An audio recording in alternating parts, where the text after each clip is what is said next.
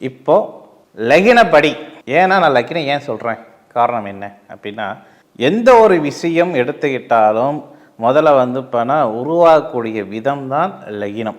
அதில் மேச லகினம் முதல் மீன லகினம் உள்ள வரைக்கும் அமைப்புகள் இருக்கக்கூடிய நபர்கள் யாராக இருந்தாலும் சரி, மாமியார் மருமகள். இப்போ ஒரு பெண் ஜாதகத்தை எடுத்துக்குவோம் உதாரணத்துக்கு. பெண் ஜாதகப்படி உங்களுக்கு மாமியாருடைய ஸ்தானம் எது? 10ஆம் பாவம். இந்த 10ஆம் பாவம் அதிபதி உங்களுக்கு எப்படி இருக்கிறார்? ஏன்னா நம்மளுடைய கிரக காரக அமைப்பு படியும் சரி, பாவங்கள், இப்போ ஜாதகத்தில் பாவம் படி அப்படின்னு சொல்கிறாங்க. இந்த பாவங்கள் அடிப்படை ரீதியாக ஜாதகர் மேச லகினமாக கொண்டிருந்தால் 10ஆம் பாவம் அதிபதி யார்? சனி பகவான். இந்த 10ஆம் பாவம் அதிபதி சனி பகவான் எதுவாக இருக்காங்க? நீச்சமாக இருக்கிறாங்க.